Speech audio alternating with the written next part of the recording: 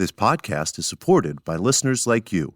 We're grateful for your tax-deductible donation at newthoughtphilly.org or the link in the episode description. A practical prayer is a prayer that works. These discussions between Reverend Bill Marcioni and Carol Lawrence dive into the details of how it works and how to work it. Reverend Bill is a New Thought minister and the author of Practical Prayer for Real Results. Your new life begins with a new thought. Carol Lawrence is on a spiritual quest, finding the New Thought teaching after decades on the pulpit in 3 different traditional denominations. I've got some questions. Together, they're exploring the philosophy and activities that come together from many of the world's religions to create the practical spirituality that is New Thought. Welcome to the Practical Prayer Podcast. I'm Carol Lawrence here with Reverend Dr. Bill Marcioni. And you came up with something that was mentioned at the Anton retreat that I then repeated that has hooked your attention and intrigued you that you want to talk about. Yes. It hooked my attention because it's one of those subjects that it's like a showstopper, It's like it either intrigues you or pisses you off. That's maybe both. Yeah, well, you know what? That's the only 2 responses I've ever gotten. So let me just say what it is. I am God. Now, sounds so arrogant. It does. If you just take it that way. It depends on how open-minded. For example, the first time I heard that was maybe, I want to say in the 70s or 80s, but certainly not after that. And Reverend Ike said it. He's just amazing anyway. And when he said that, I thought, well, and people got angry and all freaked out about it. And I said, well, let's see what he means by that. And so I started to study it, and it's like an amazingly freeing and wonderful concept that will put you, to me, light years ahead of where you are spiritually if you're willing to be open and to, just look at it objectively. Okay, well, let's jump into the Wayback Machine, and you can maybe reflect upon or try and explain what you understood Reverend Ike to mean when he said, I am God in the 70s or 80s.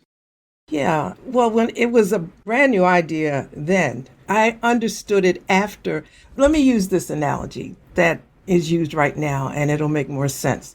You've heard that we are not a drop in the ocean, but we are the ocean in a drop. Mm-hmm. And very poetic. Yeah, and that's just so beautiful because even though right now I may not feel like the ocean, or I may not feel like God, let me have all the attributes that God has and everything that God has. I do, but because of my being human, sometimes I'm not able to access it or release it or allow it to emerge or take center stage or whatever you want to call it. I'm still human. Mm-hmm. But in that, there is still the option, the opportunity, the possibility that if I can calm myself down, I use that term a lot, calm my little self down and think and allow the ocean to flow, then there comes God, then there is the God that I don't have in my human space. I'm not sure if that's correct, but I'm just trying to explain it. And it's wonderful because it's in you, it's in everybody. Mm-hmm. And well, there's so much that you brought up and so many different paths that we can go down. I'm kind of interrupting so that you don't create 4 more, and I have to remember what they all are. Yeah. And the first one is fear, and the fear that gets kicked up by people imagining what is the next sentence, or what is the continuation of the sentence, I am God. Mm-hmm. Is it, and you're not? I am God, and what does that mean? And there's all the implications of what that means that is what I think is stirring up all of the resistance to that. And that's okay, because it is a bold and way out on the leading edge statement to say, I am God. So now the second approach, we take it to principle, the New Thought principle, which is, this is unity. There's one. There's one creative power, one divine presence. There's one love that shares itself as all of its creation.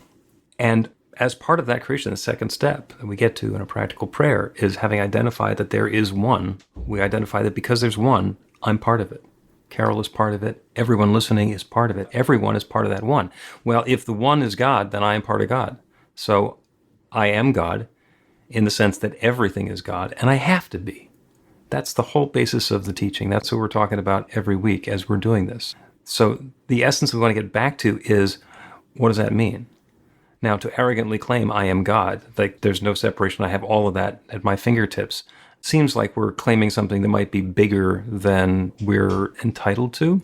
But again, that's the fear of the person who's hearing it. Maybe the fear of the person who's hearing it coming out of their own mouth, because it's a pretty intimidating thing to say. Let's say this. When I first heard it, of course, I was like, what in the world he's saying? He's saying he's, God, and does he mean that he's now bigger and better than everybody else?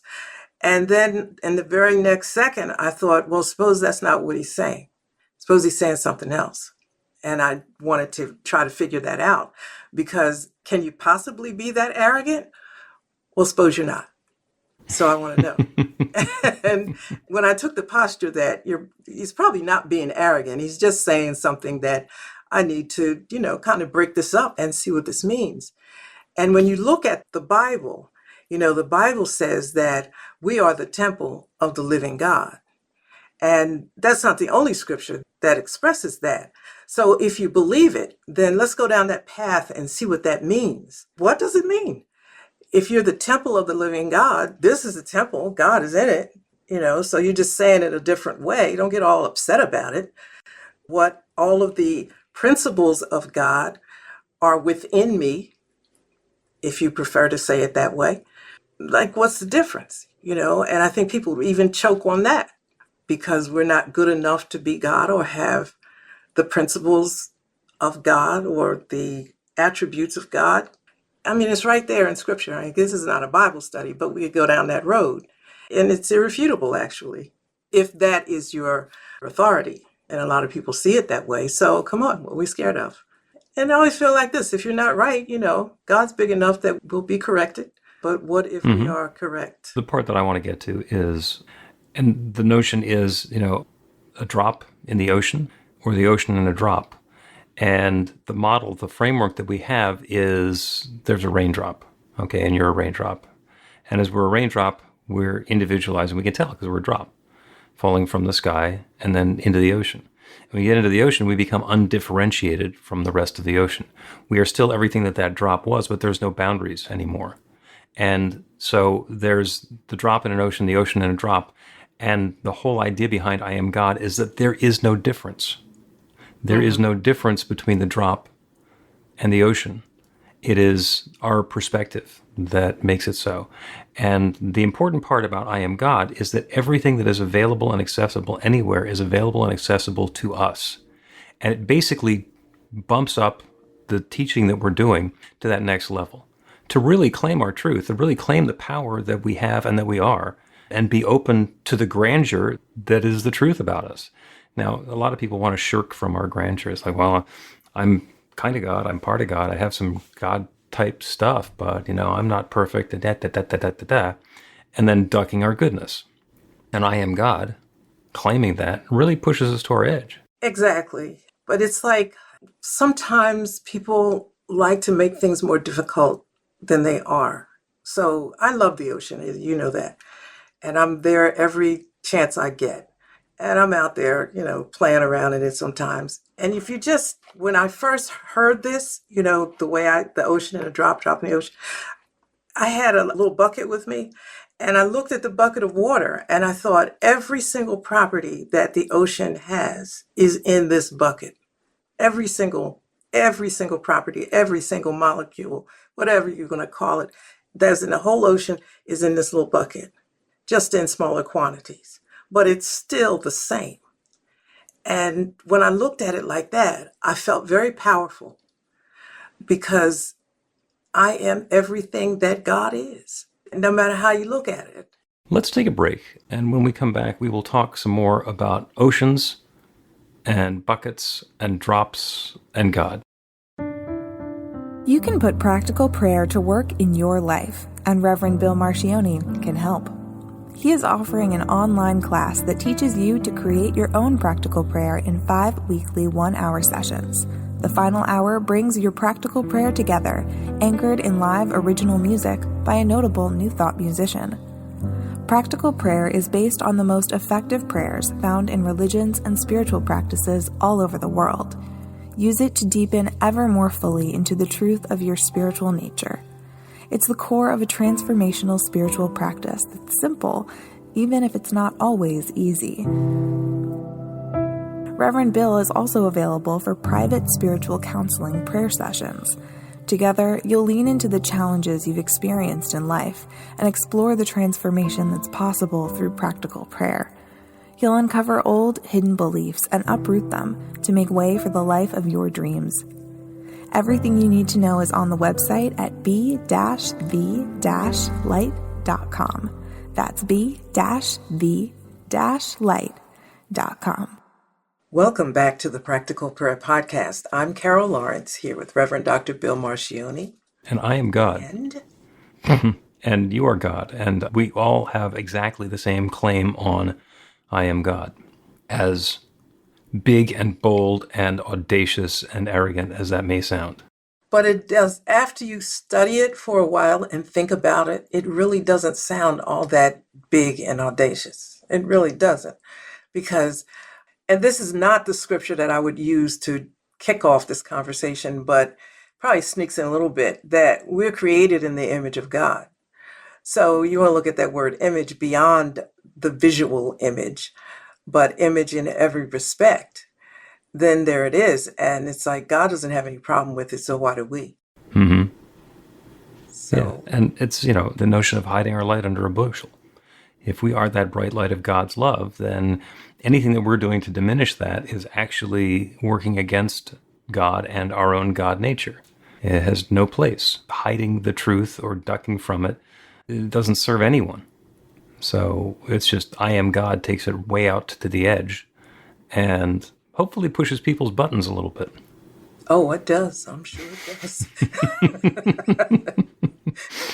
Check the website later on to see what you invited people to leave their comments. I'll bet they will. Yeah, and as I was getting read in on this, last week or so, the notion that I came down to is that this is very much a shift from Newtonian physics to quantum physics.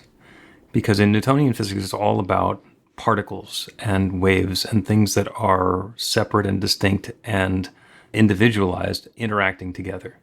And we think about it like some kind of a cosmic pinball machine with pieces bumping into each other and moving away from each other and orbiting each other and that. And that's a very effective way of describing what's going on in the universe. And quantum physics is telling us that there is something deeper going on. The Newtonian physics is part of the quantum physics, and the quantum physics goes all the way to the core. That's basically the oneness. Everything started as an idea, and that idea is now manifesting as energy and as matter. And it's the way that it's being arranged and the way that it's being experienced is all a matter of consciousness. And so that's what quantum physics is telling us. In Newtonian physics, if you take and I love this, the visual, if you have a picture, a photograph of a rose, and you cut it in half, you will have one picture that's a half a rose and another one that's the other half of the rose. And then you cut one of those in half, you get a quarter of a rose, and you keep on and going and going and going. And you can divvy it up into lots of little pieces. This is the magic of the jigsaw puzzle. That's how the jigsaw puzzle works. If, on the other hand, the film that you're starting with is not a photographic print, it's a holographic print, you see the image of the rose in the holograph. And a hologram is an interference pattern. So it's how the light interacts to make an image. And if you cut a hologram of a rose in half, you wind up with 2 holograms of a rose. They're just smaller. And if you cut one of those in half, you wind up with another hologram or 2 holograms of a rose, the full picture, it's just smaller. And the notion of I am God really applies to that. We are the totality of God. It's not like I have access to some of the God qualities because of the way that I'm living my human life. We are all of that divine presence in a small piece. But all of it is accessible to us. And it's a different way of thinking about it. And that sort of thing just makes me want to go out and get myself a hologram to cut into pieces. I was thinking about, I edit videos a lot, and I don't know, it's one piece that does whatever it does. And no matter how I chop it up, it's still the same. It'll still show up if I chop it in 10 pieces or just one. It'd be exactly the same. Mostly it's text or something like that. And to me, that's really, really comforting, because when I'm going through some stuff of whatever it is, I mean, that's just life. I'm going through life right now, and I feel overwhelmed. I just sit and think about, does God get overwhelmed? So since God is within me, it must be Carol being overwhelmed. Let me step back and let God step forward. And I know it's not a dual thing, because it's hard to explain it like this, but I absolutely acknowledge that God is within me, and I can allow or not allow the expression of God in me. You agree with that? Mm-hmm. You can acknowledge or not agnowledge. It's going to be there. It's So you going to can't be say, there, but there's no God essence inside of me. It's like, yes, there is. I'll say, like, I'm not thinking God right now, or God, Yeah. I'm just getting all in God's way. And I just know it at this point, what to do with it. It doesn't mean that it's easy by any means, but I've already gotten that threshold that that's what it is. So I don't have to pray and wait for God and hope for God or measure up for God to intervene. I just need to chill a minute and say, what is God doing here right now that I'm getting in the way of, or, hiding the light, or however you want to express it. And it's just a really powerful belief to have in your belief system. And you got to watch out, because it's going to change your life in a really powerful way. We have a lot of stuff in our belief systems, and you have one of those classes coming up. I saw it. The spiritual adventure classes. The spiritual adventures. Yep, we're doing spiritual adventure workshops. And one of them is about belief system. If I can work out anything in my schedule, I'm going to be there, because there's there really, I wish I could say I know it, but I'll work some things out. And your belief system, there's a lot of stuff in there that gets in the way, but also knowing that making God a part, God's presence, practicing the presence of God, making that a part of the belief system. Now the playing feels a little bit different. But you got, but you can't be afraid of it. We as individuals, as humans, have the ability to forget our divinity. We have the ability to duck it, hide from it, ignore it, pretend that it doesn't exist. And we are free to choose that. It doesn't change the nature of our divinity. We are that divine power and presence expressed in our own particular way. But when we deny it or forget it or ignore it, then we are able to live a life that seems like it's not connected with the infinite. And that's okay, because free choice is part of that divinity. That's part of our consciousness. We're able to believe in separation, in which case we experience separation, even though the only separation that exists is our belief in it. I don't like pain. Okay. I don't like pain and struggle. So if you tell me that there's a way around it or through it, I'm all ears. And when I discovered New Thought and a lot of the principles that are taught in New Thought, I said, wait a minute, this will help me in a situation that I'm in or getting through. And it makes a whole lot more sense than me struggling, because me struggling is not working here. Mm-hmm. And it's painful, and I don't like that. So is there another way? And if you believe that in the omnipresence and the omnipotence, all power, God has all power, I'm not scared to pull on that, and say, this, what I'm going through, is not God. Well, it's all God, but not God in a way that you're enjoying it. And that's okay. Okay, we'll say it your way. If anybody is entitled and empowered to say, I am God, that means it has to mean that everything is God. So even the stuff that we don't like, which gets back to, there's actually, pain serves a very valuable purpose, as you have noticed. So if somebody is walking across the beach and the sun is particularly bright and the sand is particularly hot, then they'll go, ow. And their body will tell them it's uncomfortable to be walking on the sand at this temperature. And I actually heard the story over the summer of somebody who had got second-degree burns on her feet from the sand. Well, not sure exactly what the circumstances were, but I would guess that it wasn't a single step onto the sand, ouch, that's too hot, and then stepping back and wound up with second-degree burns. It was probably somebody who felt the pain. It's really hot. I've done this before. I'll be able to make it over to the beach chair. The purpose of the pain is to say, don't do that, or choose something different, or back up and get your flip-flops, or whatever the guidance is in that particular moment. The pain serves as a guidepost and a guardrail to keep us from going and doing things that are going to be damaging to our physical being, certainly, but also to our emotional body and our spiritual body. If I'm doing something that's cruel or mean to somebody else and I recognize it, it's because it makes me feel uncomfortable. I feel the pain of doing that, and then I get to do something different. Okay. I know you can't imagine me doing something mean, but up on this pedestal, right? But I did spend an entire career in morning radio where my job was making fun of people. And it was pretty slash and burn, mean-spirited humor. It was very funny, but I can't do it anymore because it's too painful for me to be a participant in any way, whether I'm telling the jokes or listening to the jokes or having them aimed at me or being able to aim them at somebody else. I can't play anymore. This is going to take us to another broadcast because I think we're... Because it's not protecting God. I'm not protecting God. But if God moves in me, as me, through my personality, then my personality can certainly reflect something that is less than the nature of God. And I think you and I kind of are on different sides of the street on that, which is okay, by the way. But I think that if it's all God, then all of the destruction and all of the pain and all of the disease that's ever happened is God as well. And that's where we probably would part company when it comes to that. Because we have a free will, we have a nature, we have a personality.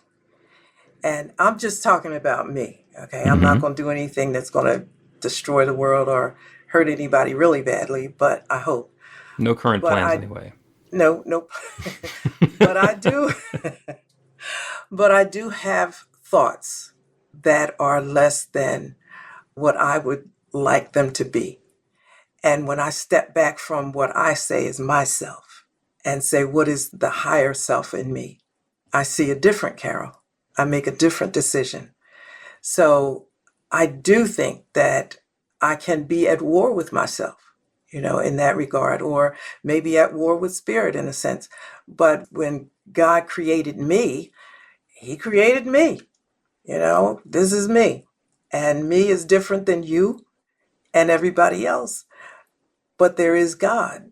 And I think our consciousness is as strong as we allow. We can decide when to step back. And you use the term ego a lot. I didn't use that, but I do now because I'm just simply giving my lower nature a name, I suppose. Okay. If you use the notion, I am God, does that call you to be more fully present as your best self? Yeah. Okay. Yeah. Because I have a chair, that is my chair when I really need to stop myself, meditation and all that. And I will sit there and say, now, who is preeminent here? Especially when I'm going through some crap, right? Because, I can be pretty headstrong at times and controlling in a lot of ways. Not intentionally bad, but it's just the way it is. That's just me. It's how I got here. That's how I was wired. I said, God created me. I don't apologize for it. But it doesn't always work. And it's up to me to know that. And is this a God thing working in me? Or is this a Carol, a nature of Carol ignoring the higher self, the more excellent way of doing things? And usually she chills. She chills. Okay. I was like, what are you doing? What are you doing? Yeah. Let's take another break. And on the other side of the break, we're going to do a prayer, and it's going to be about rocking our God self. Okay, that's cool. Get inspiration in an instant.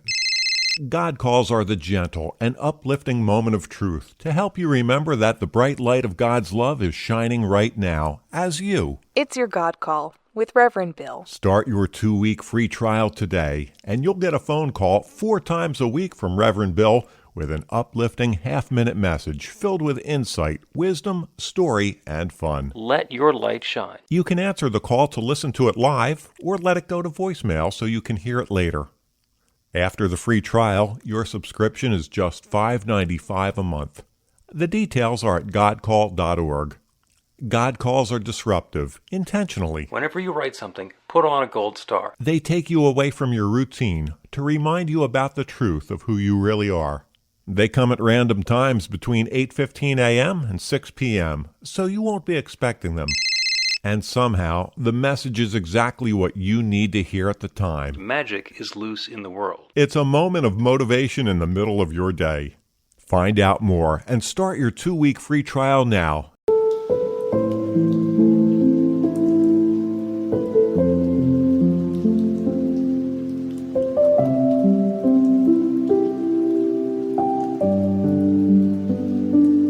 Welcome back to the Practical Prayer Podcast. I'm Carol Lawrence, here with Reverend Dr. Bill Marcioni. And the topic this week is I am God.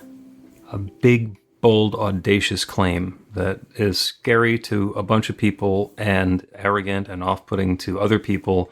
And once we get on the inside of it and are able to claim the truth of our God nature and to wear that title of I am God, without it being limiting for anybody else, without saying, I am God and you're not. The Chevy Chase line, I'm Chevy Chase and you're not. I'm God and you're not. It's not a comparison. It is an acceptance and an ownership and a recognition of the truth of what we are. So let's do a prayer about that. And the prayer is not about being any more godlike than we are. Because if the truth of the matter is that I am God, and that is the case for each of us, we can't pray to be God. If it starts out being true, then the prayer is completely unnecessary. And if it's not true, then the prayer is not going to change it. But we can remind ourselves of that truth. We can remind ourselves of the truth of the nature of the universe. So let's take that into prayer and know that there is that one infinite creative power, that one divine presence, that one love that shares itself as and through and in all of its creation. Everything is that one sharing itself as its creation. We take it back to the beginning. There was darkness and void and God. Just God. God and nothing else. The rest of it was, see above, dark and void, empty.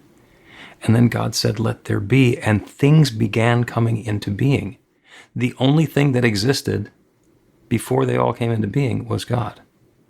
In the story of the Big Bang, there's the singularity.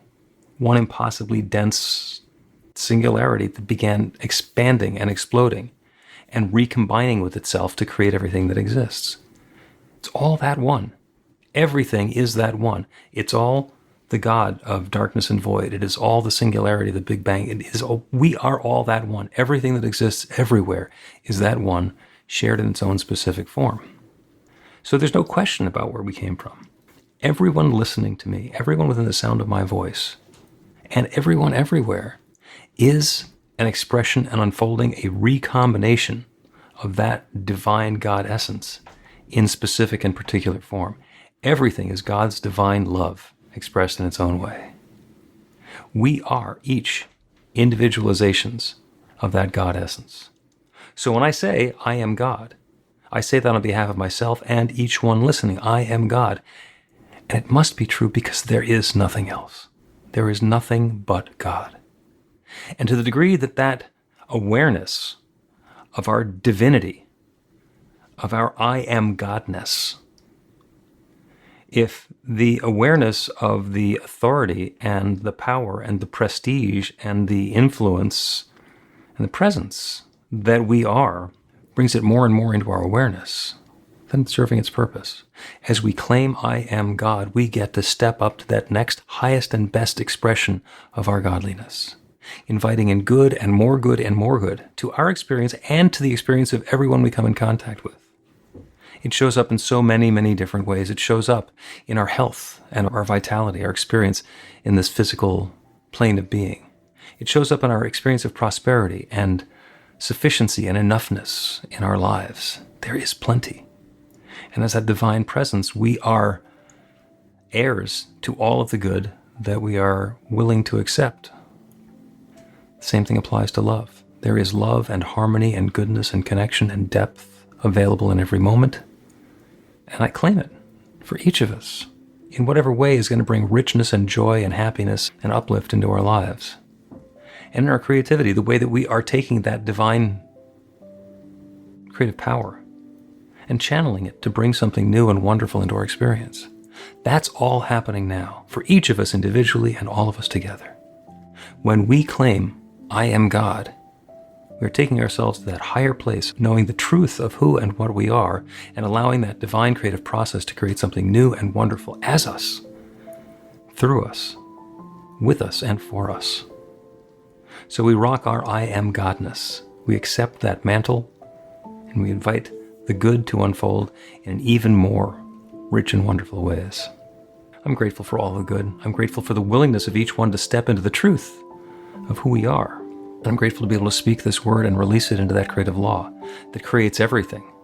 And to know without any question whatsoever, it's now creating this. This good is underway now. This awareness is enhanced and uplifted now. And so I let it be. And so it is. Amen.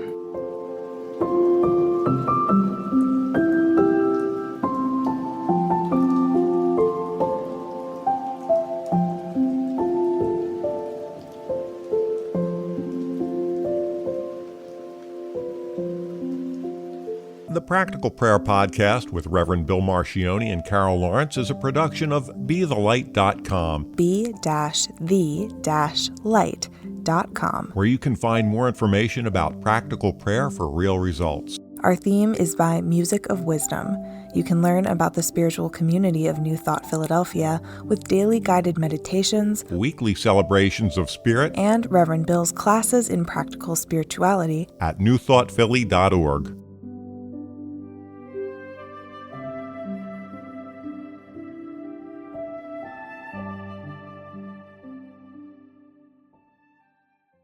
This podcast is supported by listeners like you.